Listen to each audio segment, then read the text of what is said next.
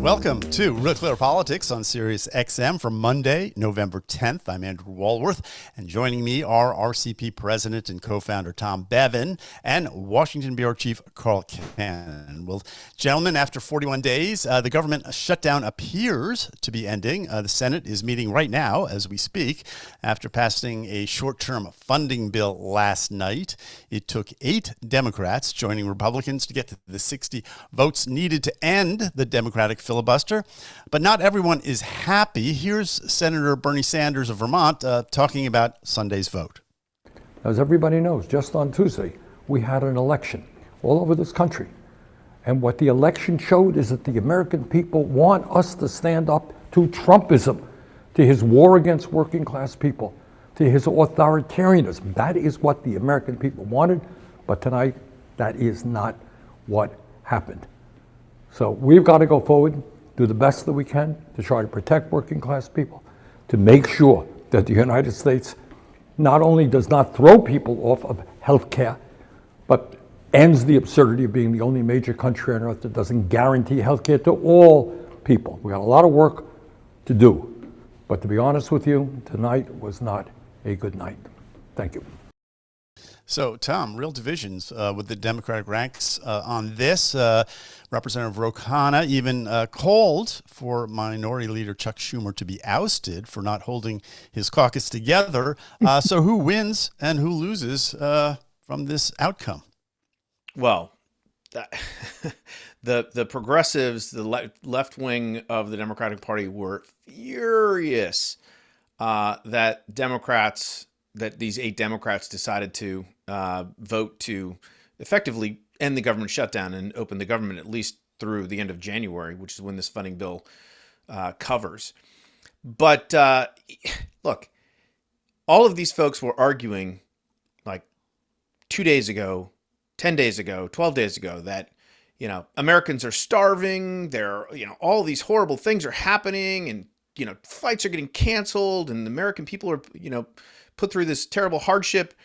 And so these 8 senators vote to join. And now, they're all like, wow, how could they do this? How could they cave? We were, why would they do this? They betrayed the Democratic Party. I mean, you can't have it both ways. You can't argue that the American people were suffering greatly and then you vote to open the government and somehow that was not acceptable behavior on the part of Democrats. Look, I think Republicans, they didn't really have to give away a lot to get this deal. As I said, it's only through January 30th. It keeps the government open, and they promised to vote on the ACA subsidies. But by and large, I think it's a win for the American people, number one, and probably, look, some of the Democrats who voted Tim Kaine, they had to do that for their own reasons. Chuck Schumer voted no, but as you mentioned, Andy, he's probably still, there's a lot of fury directed at him, and I suspect AOC is revving up the engines right now. Carl, how do you see it? Well, I don't think there's actual fury directed at Chuck Schumer. I think that's performative.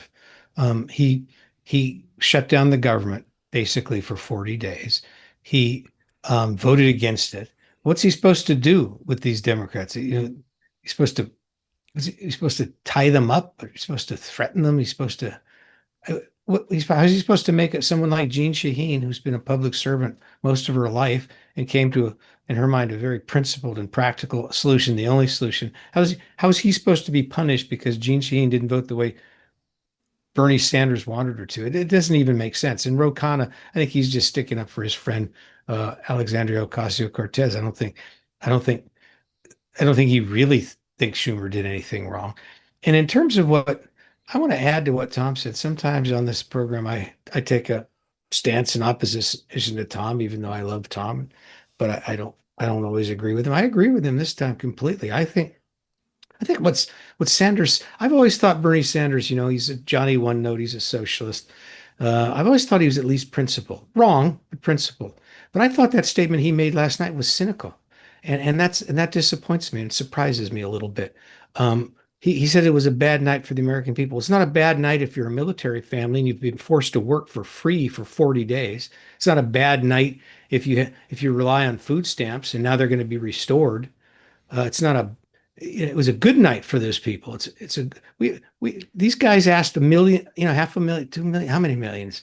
Half the workforce. So more than 1 million Americans to work without pay, public servants, to close the national parks, to do all this stuff for the priorities that they want, that they lost in a straight up vote. And they were able to shut down the government by using a filibuster that all of them, Chuck Schumer and Bernie Sanders notably, are on record as opposing and spoke vehemently against. Liz Warren, same thing. They compared it to hostage taking just a couple of years ago. And so this idea that the government is going back Mike Johnson said, our long national nightmare is over. He said that this morning. He's quoting Jerry Ford. I don't know how many Americans remember what Ford said, but I remember it. But I heard that and I thought, well, I wish that were true. But I don't see any evidence that the politics that we're practicing has changed. And the venom with these progressives and some of the people like, Keith Olbermann were even more, as you can imagine, intemperate on it. Well, he was one of hundreds, Tom. I know. But these MSNBC collectively lost its mind, Blue Sky, all these people attacking these Democrats for doing what? For that being is not responsible. performative, Carl. That's real, don't you think? No, anger and upset is real. Yeah, okay, well, let's explore that for a minute. What are they angry? What was their end game? Were they going to cut off food stamps forever? Were they going to? What did they think? What did they think was going to happen?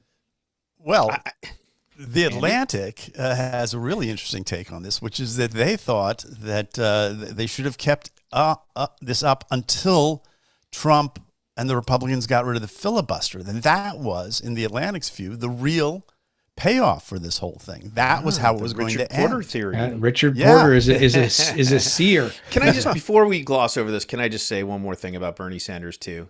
This idea that, a handful of elections on Tuesday proved that this is what the American people wanted this. They wanted to keep the government closed. That's what they were voting for. I think that's a stretch. But what did Americans vote for last year in November? All across the country in a nationwide election. You can't just say whenever the vote goes your way that suddenly, this is what the people want. This is a mandate.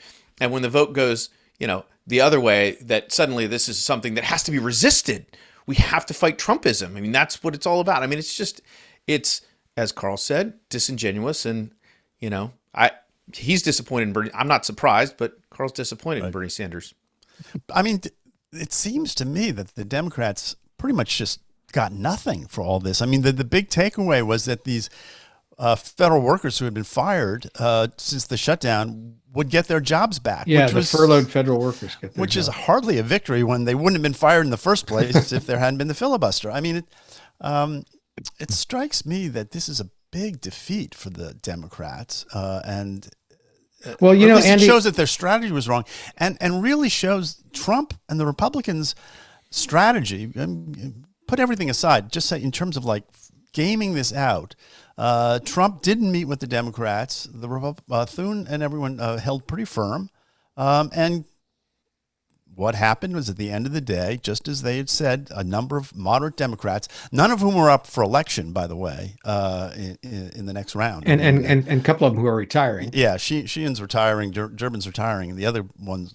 What does that tell you, Andy? Well, yeah. It tells me that we need term limits on senators, one term only. Wow. Because these people who weren't running for election could be responsible. The others couldn't because they're afraid to get primaried by a far left challenger, half their age. Well, I hadn't thought about that, but Tom, what about term limits for senators? One term, 6 years, and you're out. I mean, come on, that seems a little crazy and not constitutional, but. So Carl, what happens now? I mean, Tom's just doing the math, and he said, "Oh shoot, JB Pritzker run for Senate. That'd be terrible." Anyway, go ahead. No. JB's running for president. Just like, by the way, let's give our listeners a chance to have an early morning drink. Gavin Newsom, one word response: pathetic. So, oh really? Oh yeah. That's all he said. Well, and several of those senators who didn't go along. I mean, Cory Booker's running again, so right. They have to be out in front of the crowd. Yeah. What were you going to say, Andy? No, well, I was going to say what happens next, because they're going to meet and talk about these healthcare extending the subsidies, right? That's part of the promise, I guess. But even now, this has to go through the House, and the president has to sign it before the shutdown actually ends. Well, that's right. And the Democrats say that they're promised a vote on extending, some of the subsidies, and it's going to be more involved in that. Gene Sheen said this morning that they'd been promised they could write the legislation. Well, that's not quite how that works because there'll be amendments, but they're going to be able to submit a bill and get a vote on it, and they're going to want the subsidies for Obamacare, for the American Affordable Care Act. But there's something to that. But it's not going to pass. Well, that's this is merely a symbolic exercise, right? Yeah, I'm not sure about that. I think maybe some of these Republicans were looking for an off-ramp. If the money, and this is where the president comes in, he floated this idea of sending the money directly to, American citizens who sign up for the exchanges instead of through the insurance companies. I'm not sure we've seen.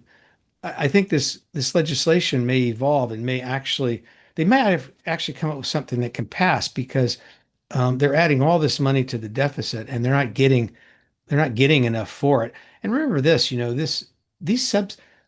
Obamacare was debated, there were all these claims made about it. You could keep your doctor, you can keep your health plan. None of them were true. But the other one was it was going to save money. Remember, Andy, not cost money. Mm-hmm. Right. So now you have this very heavily socialized program. It's sort of a shadow Medicare, and Bernie Sanders and the left-leaning Democrats want to expand it even further. The Republicans want to constrict it. So I'll be curious, Tom, if that legislation tries to cut out the insurance companies. That might be something that the progressives could get behind. We'll see. I mean, the interesting thing about Bernie Sanders, right? He says, "Oh, we've got the most expensive healthcare in the civilized world or the first world," and yet premiums are going up, and the answer, according to Bernie Sanders, is to just continue to shovel money out the door to these insurance companies, which is that I'm not sure that that's a winning strategy. He himself would favor single payer. If you ask Bernie, he'd get rid of the insurance companies, which would cost even more. So, but I will be interested to learn more about, Trump tweeted this or posted this thing over the weekend, and I wonder how much that influenced the negotiations and the Democrats, because on one level, it is a genius idea, right? You've got this logjam in Congress, and Trump says, comes out and says, "Oh, these fat cat insurance companies, and how dare the Democrats just, I want to give this money to the American people." And suddenly it's like, oh, well, okay, if that actually, if that becomes the narrative, then suddenly the Democrats are looking like they're, holding the bag for big insurance companies, which they don't want to be doing that. So I wonder if that actually maybe moved the needle a little bit in the decision of these Democrats to, okay, let's get the deal we can get right now. Well, it moved the needle with me, Andy. If Donald Trump sends us a check for $2,000, that will help pay for the Wisconsin golf trip that the three of us are planning for next spring. That's the tariff thing, Carl. We're going to get to that. That's Am I jumping the gun? Yeah, exactly. You got to keep your $2,000 checks straight here. But guys, let's talk about Chuck Schumer for just a second, because it looks like he's coming out of this not looking so good, and certainly now he's got even a bigger target on his back, even though he himself voted against this vote on Sunday night. Tom, I mean, how much trouble is Chuck Schumer in? I think he's in a decent amount of trouble. When the first time around, when he voted to keep the government open, furious backlash against him. And to Carl's point, I'm not sure, what these folks thought Chuck Schumer could do to prevent, these moderate Democrats from getting together and coming up with this compromise, if you will. But he is bearing the brunt. I mean, I guess it's, he couldn't keep the caucus together. And I think people think that this was a wink and a nod, allowing the shutdown to end. But at the same time, he gets to vote no and come out with a statement, vehemently opposing it. And that's going to supposedly give him enough cover. But, I think he's in real trouble. And again, I've always thought AOC was running for president, not Senate, but maybe this changes that calculation, or maybe, it invites someone else to step in and primary Chuck Schumer. But I do think he's in a decent amount of trouble, and I will be surprised if he doesn't get a primary challenge from someone. Carl, how do you see it? Well, he hasn't been. He's been watching his flank for 10 years now. You'll remember that when Donald Trump was elected president the first time, um, Schumer was one of these people who believed, as we've had since the Republic was founded, that a president should be able to pick his own cabinet. So he brought these votes for people like Jim Mattis and some of the others in the foreign policy team, and scheduled votes on them, and even voted for a couple of them. And his house was picketed. It was an early sign of this guerrilla warfare, this guerrilla theater that we have now, where people go to the house and shout you down in your own home. And Schumer got the message, and he voted against one of the most qualified secretaries of transportation, was it commerce we've ever had, a woman who happened to be married to Mitch McConnell, and that sort of set it ruined relations between McConnell and Schumer. It set this course for this acerbic relations in the Senate, where they no longer hang out together if you're in the other party, and really set us Well, that down. happened before that, Carl. It was Well, that was a signpost, Tom. That was a new kind of a new level of incivility, and so Schumer's been watching his flank for 10 years. He's pretty canny and pretty cagey. The clock may have run out, but you can't beat somebody with nobody. And Alexandria Ocasio-Cortez, if she wants to run against him, well, I say that, but I'd never heard of Zohran Mamdani before before he won the Democratic primary. So maybe I'm wrong about that. But I think that he will be challenged in the primaries, and I think a lot of these people will. It shows you how far the Democratic Party's changed, though. Andy, you and Tom refer to Gene Shaheen and Dick Durbin as moderates. They're liberal Democrats, have been all their careers. You're right. And You're right. what they did was they behaved responsibly. Yeah. Last question for this segment, and it has to do with the filibuster. I mean, Tom, this has really put ending the filibuster sort of on the agenda. Should be. This isn't going to be the first time. And now that the Atlantic has come out and said, "Hey, let's get rid of the filibuster," because even though it will help the Republicans, eventually it'll help us, and we have a bigger agenda in terms of 2 more states and packing the Supreme Court, which, by the way, James Carville came out for today as well. Should we be watching that argument over the filibuster, which I got to say 2 weeks ago, I think on this program, we were saying, filibuster's here to stay. Maybe not.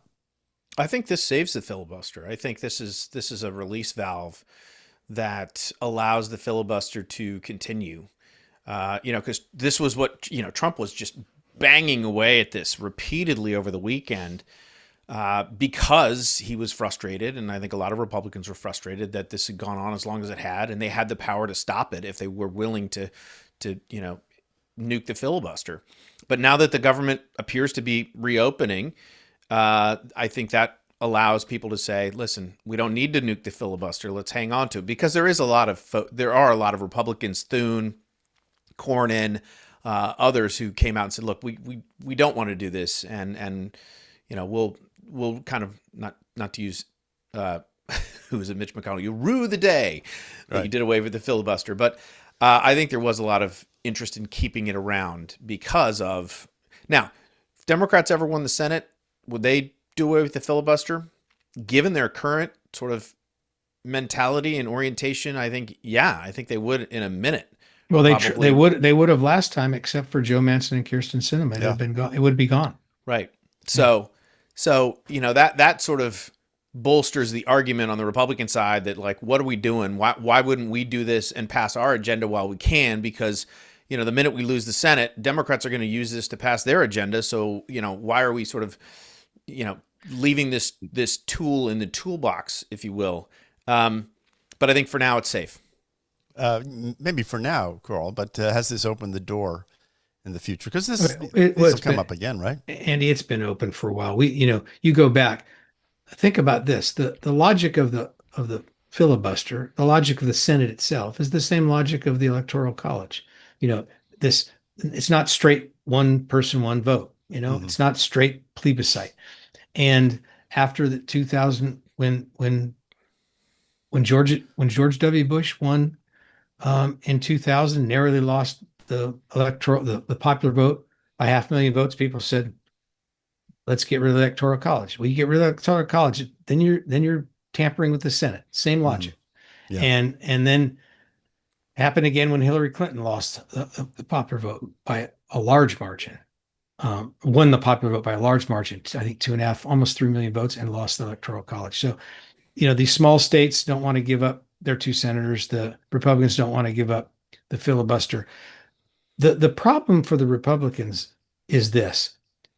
It's almost like, what do they say in law enforcement? You know, these people who are in anti-terrorism, the terrorists only have to be right once. We have to be right every time.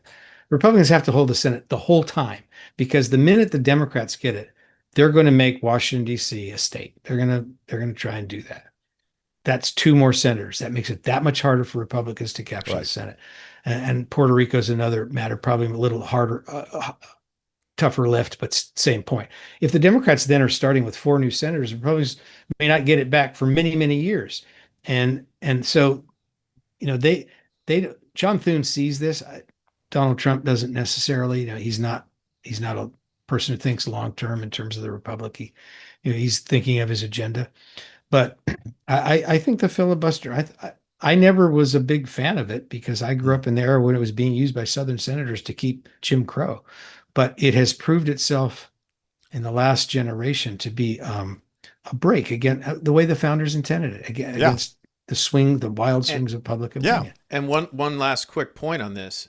You know, Republicans, if they're going to do it, they should do it now, because if they lose the House in November, it's sort of a moot point. Doing away with the filibuster doesn't do them any good, right? Yeah.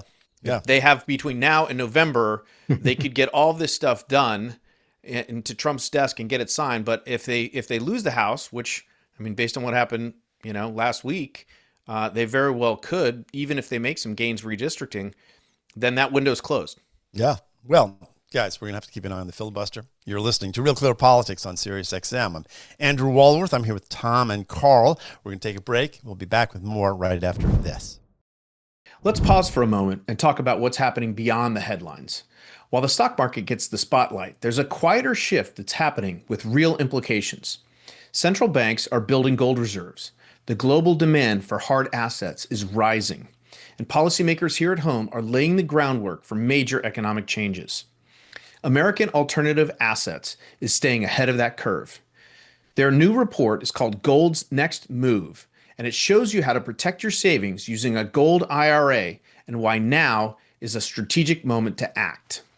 You will also get their wealth preservation guide, and you can learn how to claim up to $10,000 in free silver. Visit TomLovesGold.com or call 855-450-GOLD. That's TomLovesGold.com or 855-450-4653. Do it today.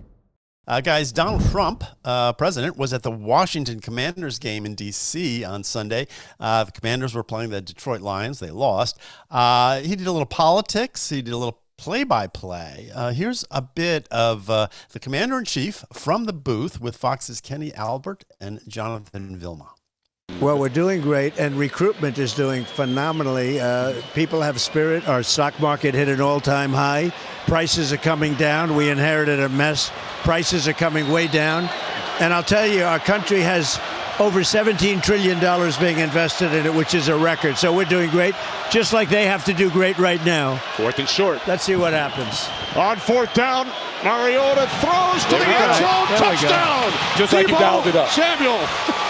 See, that was very important. Got a little ways to go yet, but still, that was very important. Now your ratings have gone up because there's hope. I love that clip. Your ratings will go up because we now have hope. I mean, Trump understands and thinks in terms of audiences all the time. He was there. As you heard, the Commanders got a touchdown. He was able to call it. But he also promised, the other thing he did on Sunday, he promised a dividend check of $2,000 to most Americans because of the tariffs. Carl, what do you make of the president's NFL appearance? And what about a $2,000 check? Well, I jumped the gun on that earlier, but I want to say about I'm torn a little bit because the $2,000 check obviously is going to my golf fund. But then I'm thinking, I have friends in Scotland. Should we spend it to go to Scotland to repatriate some of this money that Trump took from Scotland? Then I thought, Wisconsin's nice in June and we could all go. Tom could bring his boys. But anyway, I'm happy to have the money, but in all seriousness, it's ridiculous. It's just as dumb as these, Republicans fighting for tax cuts and Democrats fighting for more spending. We have like $1 trillion deficits. We're spending our children's money, our grandchildren's money, our great-grandchildren's money. This deficit spending is absurd and obscene, and really it's a cheap political stunt, and he should resist it. But I'm not sending it back to the Treasury, so maybe I'm a hypocrite. Tom, what do you make? You're an old football player. I am happy to see the president there in the booth. Well, I was busy watching my Seahawks dismantle the Arizona Cardinals while this other game was going on, so I didn't see. I saw the clip of it. Look, did you see the Lions doing the Trump dance in the end zone? I did see a clip of Amon-Ra St. Brown doing that, and he pointed to Trump in the box, and then they did their little dance. So. Yeah, I mean, a couple thoughts about this. I mean, Trump has always loved football, right? He all the way back to his days with the USFL and the New Jersey Generals and Herschel Walker. I mean, he has always Tom, been a before huge that, football he's like fan. you. He was a high school quarterback, just like you, Tom. No, he was a tight end. No, he was a quarterback. Anyway, I don't think so. Anyway, he loves the game. He really does love the game. And I read this was the first time that a president had attended a regular season game since like 1978 or something. Yeah, Jimmy Carter last week. Yeah, so which kind of shocked me a little bit, but good publicity for him. And folks on the left were outraged that there were a smattering of boos. them, and it was free advertising and blah blah blah. It just gets so tiresome. I will say that the ridiculous thing that Trump suggested. Which is just absurd, but probably he even knows this, that he said it'd be beautiful if the Commanders named their new stadium after him. And I saw someone on X had done a rendering of what that would look like with these giant letters, Trump, it was like all gold plated, the whole thing. I mean, it was pretty funny, but that is not going to happen, no matter how much he might like it. They're burgundy and gold. He's the commander in chief. They're the commanders. I don't see how he can resist, Tom. What about this check, though, Tom? I mean, it just seems to me that, I mean, I don't think it will happen, but this is sort of, bread and circus, isn't it? We're going to send $2,000 off. This has all sort of started during COVID, where we're just going to send checks to people, stimulus checks, supposedly. The economy really doesn't need stimulus right now. We're still fighting inflation. No, but so this is a couple things. I mean, this is Trump sort of musing, and he's mused about this before. He mentioned it about a month ago, and he's musing about. He didn't offer any details about how this would happen, the mechanics of it, any of that stuff. And Scott Besson was actually asked about this on one of the Sunday shows, and he was kind of like, well. It can come in a lot of forms, including tax deductions and no tax on tips. And he just kind of was, doing the little dance. I think it's a reaction to what happened on Tuesday. I mean, this whole idea that, Democrats won on the economy, that Trump hasn't been paying attention to the economy. He brags about how prices have come down. They have in certain areas, they haven't in others. And so people are still, I think, upset about it, pissed off about it. And so Trump's reaction is, hey, we're going to take all this money the Democrats want to give the insurance companies, and we're going to give it to you. And oh, by the way, I'm going to give you more money. And he went out of his way to specify, by the way, and I think it's important to know, the non-wealthy are the ones that are going to get the checks from tariffs. This was, again, directed solely at working class folks. He wanted Carl, to make that I'm not clear. sure if that's almost the definition. If you're going to use the money for a golf trip and not to pay off your credit cards, you don't get the money. There may actually be a line in the IRS. If you're spending this on golf, you can't have it. Yeah, But this is Trump's. I don't want to say it's Trump's Mamdani-ism, right? Free everything. But it is in a way a reaction to that and Trump's version of populism, which is, hey, we're taking in trillions on these tariffs, and so we're going to pay the debt down, but we're also going to give some money back to people. And that's Trump's version of populism, addressing the anxiety that's out there in the economy right now. Yeah. But isn't it just economics 101, we should just put it out there. If you gave everyone in America $2,000, it would just be pure inflation. It would just drive up the cost of everything because everyone's got $2,000 more in their pocket. I mean, and they're spending it on golf trips and yes, exactly. Right? Yeah. I mean, it's bad economics, Carl. Well, yeah, but also it's bad for the national debt. We need to do we need to do a whole hour on this one day. The money that we're spending in peacetime, we've gotten used to it. Both political parties do it, and then they lie about it, and nobody ever has a reckoning. You're right. It's probably good politics. It is not good economics, and it's not good national policy. Mm. Well, the other thing he did, Tom, he's busy this weekend. He pardoned about 70 people involved in the 2020 election, including former New York Mayor Rudy Giuliani, his former chief of staff, Mark Meadows, and as I said, about 70 other people. Monday, this morning, White House Press Secretary Carolyn Leavitt said this. She said, "These great Americans were persecuted and put through hell by the Biden administration for challenging an election, which is the core of democracy." More pardons, a good thing in your view? Oh, I don't know. I mean, again, this is one of those, like, do Democrats really have any standing to criticize Trump on pardons after Joe Biden pardoned his son and his family members and all these folks preemptively? But not his wife, just to remember. Okay, so Dr. Jill's going to get it. Should be the last person standing, Tom. But so no, I mean, I'm not a fan of all the pardon frenzy that's gone on here. And I do think, look, I know the left and progressives say, oh, this is, these guys it was a coup. It was, but people had challenged elections before. Democrats had challenged elections previously in 2000, 2008. 2004. They did things that were similar, maybe not of the same magnitude, but again, I don't want them charged. I wouldn't want them persecuted or prosecuted or put in jail for that. So I think there was, as far as the merits of these pardons go, I'm inclined to be okay with them, but just overall, I just don't like all of the pardoning and the preemptive pardoning, but that's kind of where we are. Mm.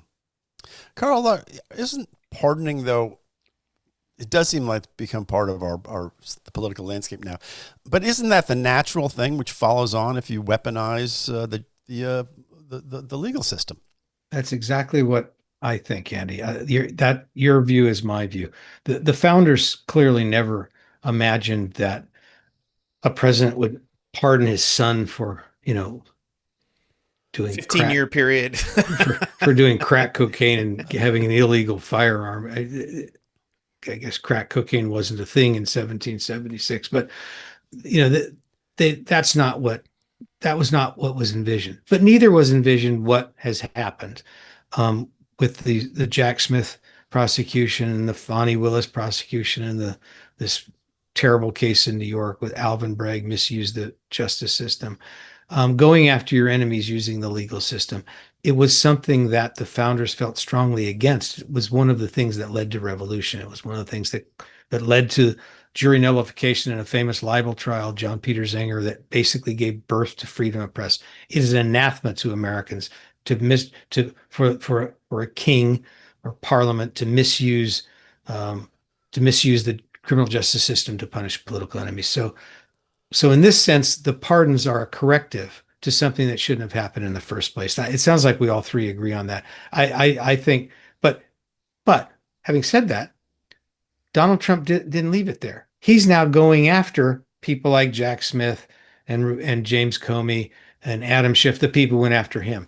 So if the president's going to be consistent, these pardons are fine, but he ought to drop these sham prosecutions of these people who went after him. And I know, if Molly Hemingway or friends, conservative friends were listening to this podcast. They say, well, if you don't punish them, Carl, they're never going to learn their lesson. And I say to that, you don't imitate the conduct that you find reprehensible and unconstitutional and immoral. You don't do that. You got to draw the line and say, we're not going to do that. So the next step, if we're ever going to get out of this, criminalizing the justice system for political purposes, the next move is up to Trump, not just pardoning his friends, but calling off the prosecution of his enemies. That's my view. Tom, is that how we get off this merry-go-round? Well, potentially, but it ain't going to happen with Trump. I mean, it's going to have to be, J.D. Vance or Marco Rubio or some Democrat who decides that, Or my man Gavin. or your man Gavin or somebody. But Trump is not the guy who's going to turn the other cheek and lay down his arms and try and bring everybody together kumbaya-like over this. I mean, How many times, Tom, how many that's times not should in we his turn nature. should we turn the other cheek, Lord? Should we do it 7 times? I say to you, 7 times 7. 70 times 7. Well, he can only pardon federal crimes, correct?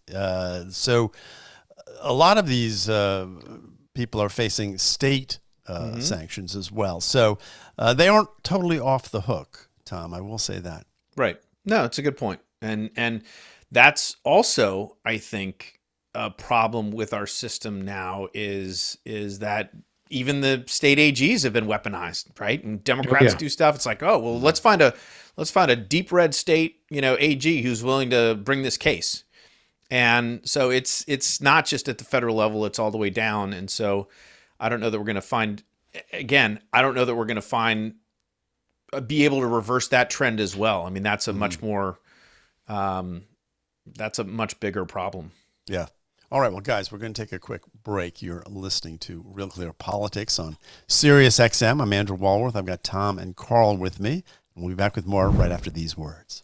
The BBC's Director General and its head of news resigned this weekend after criticism that the network misled its viewers by selectively editing this speech by Donald Trump that he gave back in 2021.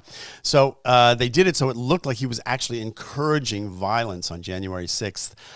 They've also had these problems with bias at the network when it comes to their reporting on the war in Gaza. Tom, this is pretty big news for a major operation like the BBC. What do you make of it, and what exactly happened? Well, I mean, I think you mentioned, I mean, they deceptively edited this clip of Trump, and this was a while ago. I mean, it's the timing of it is interesting. And it is big news for the head of the organization to step down along with the director of news. I mean, these are not insignificant players in the BBC, and the BBC is, even though people complain about the BBC, it's a huge organization. I mean, they have massive reach, massive audience. And so it's a big story. And I saw someone, I think it was the aforementioned Molly Hemingway, said, when are U.S. news companies that have deceptively edited things and lied to the American people about their coverage, when are they going to step down?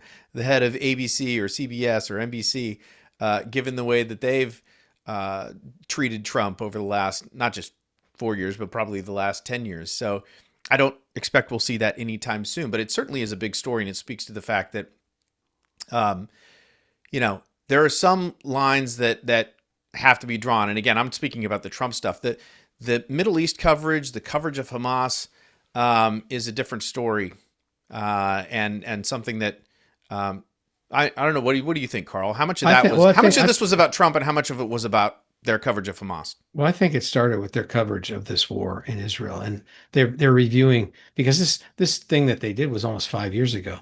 Yeah. So they're going back and looking at how they cover the news, and they're finding themselves wanting. But they've issued something. I read some fantastic 2 corrections a week, on Hamas. They have Hamas people on their payroll. They routinely quote.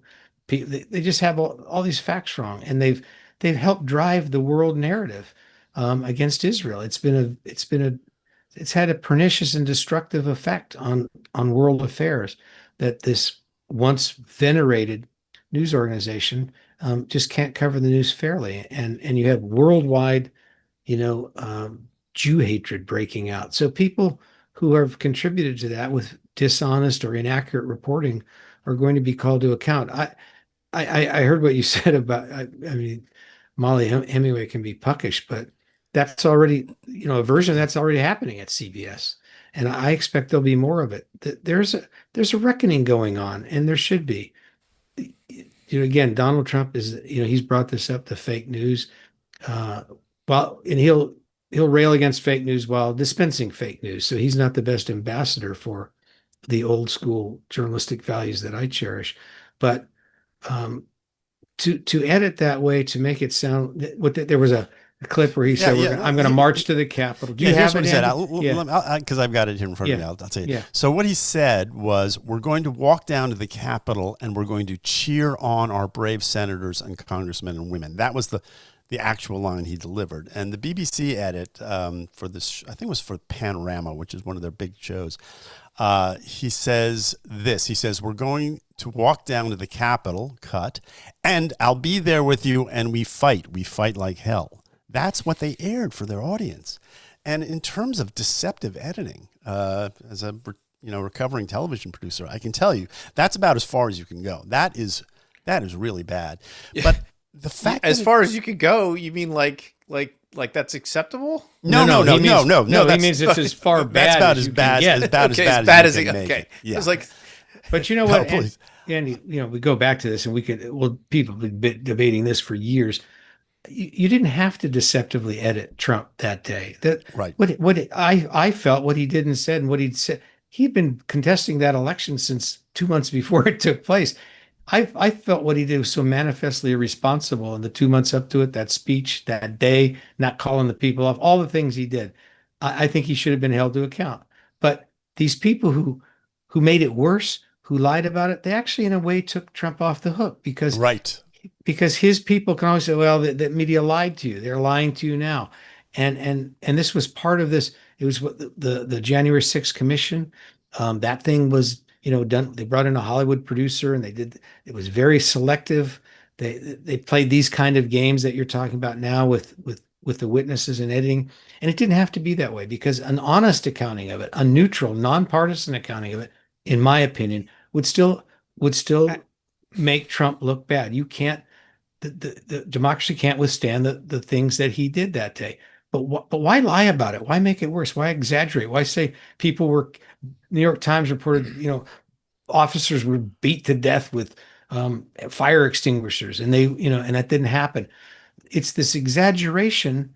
So Carl, I'm sorry. Let me ask you guys a question, because one of the things that Trump said that day, which often got edited out, was he said, we're going to march down the Capitol and protest peacefully and patriotically. Right.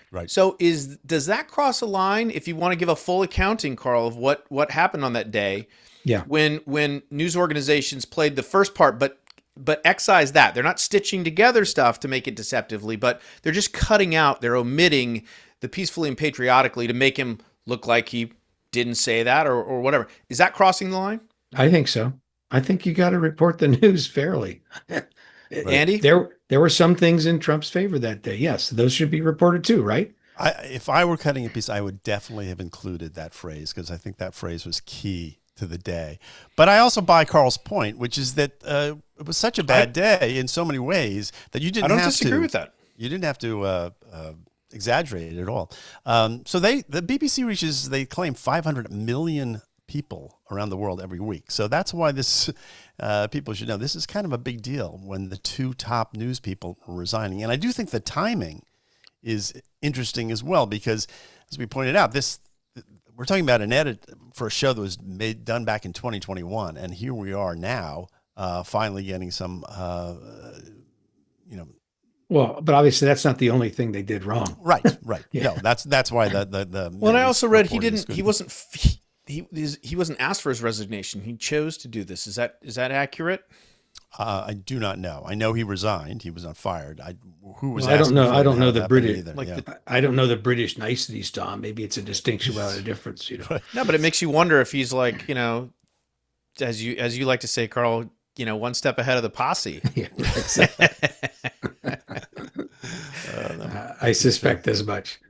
So I want to talk about one more thing today, and that is that this remarkable thing that's happening at the White House today. The new leader of Syria, his name is al-Shura. He's at the White House today.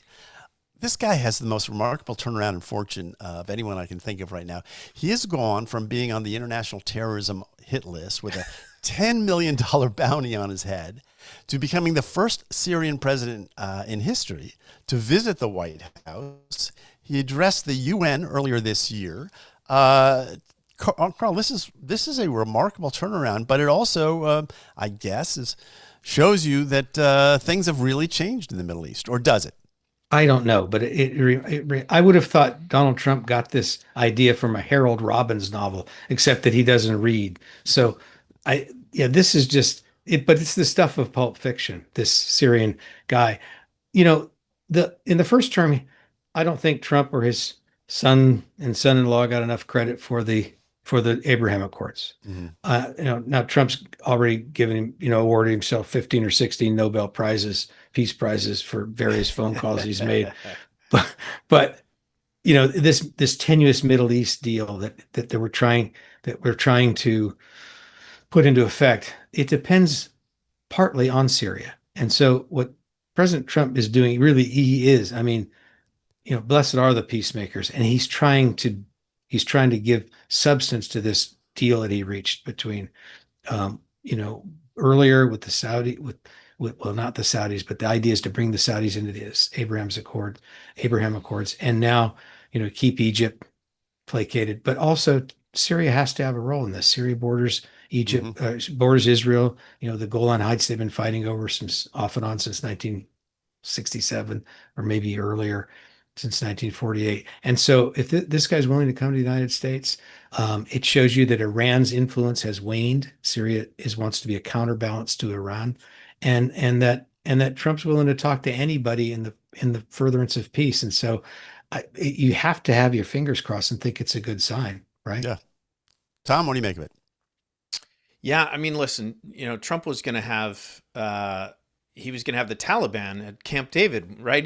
He's shown he's willing to talk to and negotiate with even some really, really bad actors if it furthers America's interests strategically. And so in that sense, I'm not really surprised.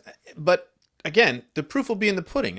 If this guy actually does recognize Israel, if he does really contribute to counterterrorism efforts in the Middle East, then it'll be a good thing. But if he doesn't, I think we've all seen Trump will turn on him, just like if the guy's not doing what he says he's going to do, Donald Trump will give it to him. And so,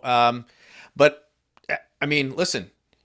Making a better, more peaceful, harmonious Middle East is in everybody's interests, and so if this contributes to it, then more power to him. Yeah, well, I like this story because it gives me an opportunity to talk about my hero, Warren Zevon, who is inducted into the Hall of Fame, Rock and Roll Hall of Fame this weekend after years of being denied, and he dedicated one of his albums to Philip Habib, who was the special envoy. Album's called The Envoy, great album, to the Middle East. Ronald Reagan named him. And, it was if you get a chance, I wrote a little appreciation of Warren Zevon today. It's on RealClearPolitics this afternoon. I will commend you my own article, which I don't get a chance to do very often. Carl, what do you think? Well, Warren Zevon, in his last appearance on David Letterman, got there and basically said, told the world that he had lung cancer. And that he was much mellower than he'd ever been. He said he'd made peace with his kids. He'd had a wild life. And Letterman adored him. He loved his music, and he'd had him on. He loved his music. He gave him his guitar. You got 30 seconds here, and Carl. He said, I'm going to have to cut you off quick. Well, he left him with these great words. He said, "What do you do?" He said, "Well, I've learned to enjoy every sandwich. Enjoy every sandwich." Yeah, a great Warren Zevon line. Hey, you've been listening to Real Clear Politics on Sirius XM. I'm Andrew Walworth. I'm here with Tom and Carl. Don't go away, because Megyn Kelly is coming up right after this.